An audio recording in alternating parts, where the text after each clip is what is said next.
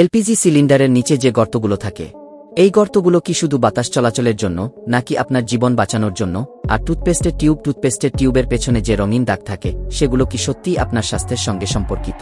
স্মার্টফোনের চার্জিং পোর্টের পাশে যে ছোট্ট গর্তটা থাকে, সেটা কি আপনার স্বাস্থ্যের জন্য? কিবোর্ডে গর্ত ও উঁচু দাগ।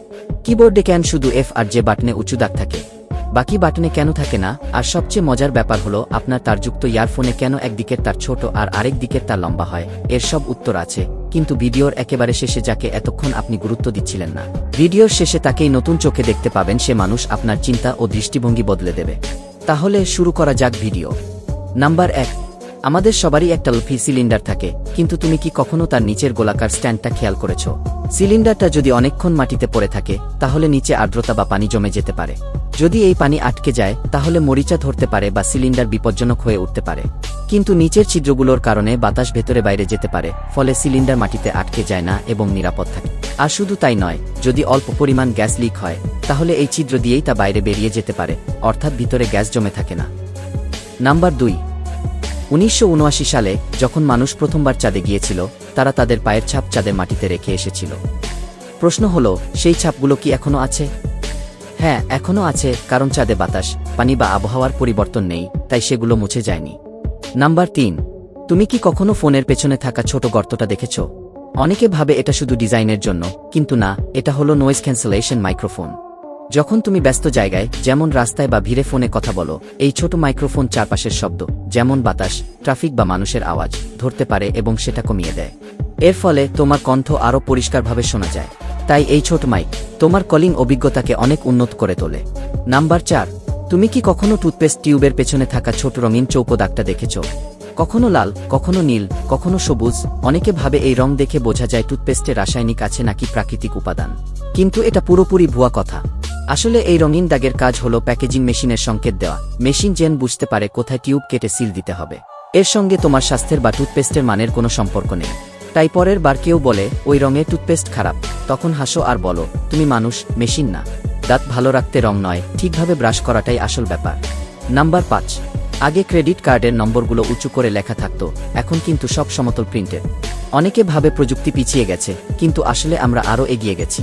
আগে একটা বিশেষ এমফ্রেন মেশিন ব্যবহার করা হতো, যেখানে কার্ড রাখে, তারপর স্লাইড করে নম্বর ছাপা হতো। এখন সব কার্ডে আছে চিপ, NFC ও স্ক্যানার সাপোর্ট, মানে শুধু ছোঁয়ালেই পেমেন্ট হয়। নম্বর প্রিন্টেড থাকায় কার্ড দেখতে স্মার্ট, মসৃণ ও আরও নিরাপদ হয়েছে।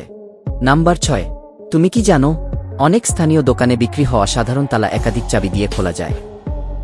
এগুলোকে বলে কিড এলাইক লক্স, মানে এক চাবি দিয়ে অনেক তালা খোলা যায়। এতে কোম্পানিগুলোর জন্য বানানো সহজ ও সস্তা হয়, কিন্তু নিরাপত্তার জন্য বড় ঝুঁকি। তাই পরের বার তালা কিনবে, শুধু দাম নয়, নিরাপত্তাও দেখে নেবে। নাম্বার 7, তুমি কি কখনো কিবোর্ডের এফ আর জে বোতামের উপরের ছোট উঁচু দাগগুলো খেয়াল করেছ? অনেকে ভাবে এগুলো শুধু ডিজাইন, কিন্তু না, এগুলোর কাজ হলো টাইপ শেখানো সহজ করা। যখন তুমি না দেখে টাইপ করো, তখন তোমার দুই হাতের তর্জনী স্বাভাবিকভাবে এফ আর জেতে থাকে। এই দাগগুলোর কারণেই তুমি কিবোর্ড না দেখেও সঠিকভাবে টাইপ করতে পারো। নাম্বার 8, তুমি কি কখনো খেয়াল করেছ তোমার হাতের শিরাগুলো নীলচে রঙের দেখায়? আসলে আমাদের রক্ত সবসময় লাল, শরীরের ভেতরে হোক বা বাইরে। শরীরের ত্বক আলোকে ফিল্টার ও প্রতিফলন করে, যার ফলে নীলচে রং চোখে দেখা যায়। তাই রক্ত নীল নয়, আলোই এমন প্রভাব তৈরি করে। নাম্বার 9, তুমি কি খেয়াল করেছ ওয়্যার্ড ইয়ারফোনে এক পাশের তার ছোট আর আরেক পাশেরটা লম্বা? অনেকে ভাবে এটা ডিজাইনের ভুল বা খরচ বাঁচানোর উপায়, কিন্তু সত্যিটা বেশ মজার। 1990-এর দশকে ওয়ালকম্যান আর MP3 প্লেয়ার জনপ্রিয় ছিল। যখন মানুষ ট্রেনে বা বাসে গান শুনত, তার গলায় তারগুলো জট পাকিয়ে যেত। তখন জাপানি ইঞ্জিনিয়াররা এই সমস্যার সমাধান করতে এক পাশের তার ছোট আর আরেক পাশের তার লম্বা করে ডিজাইন করেন। এভাবে ছোট তারটা কাছের কানে আর লম্বা তারটা গলা পেরিয়ে অন্য কানে দেওয়া যেত, যাকে বলা হয় কিনিক ক্যাবল স্টাইল গি। এর সুবিধা ছিল, যদি ইয়ারফোন খুলেও ফেলো, সেটা গলায় ঝুলে থাকতো, পড়ে যেত না। কিন্তু এর পেছনে ছিল একটা সাংস্কৃতিক সংকেত। জাপানে যদি কেউ ট্রেনে ইয়ারফোন পরে থাকে, সেটার মানে ছিল, আমি কারো সঙ্গে কথা বলতে চাই না, আমি নিজের জগতে আছি গি। এই সংকেতটাই ধীরে ধীরে সারা বিশ্বে ছড়িয়ে পড়ে। ওয়ালকম্যান থেকে আইপড পর্যন্ত সবাই এই অসামঞ্জস্যপূর্ণ ডিজাইনটাই ব্যবহার করেছে।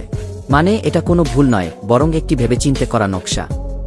কমেন্ট করে বলো, তুমি এই প্রশ্নগুলোর মধ্যে কয়টার উত্তর আগে থেকেই জানতে।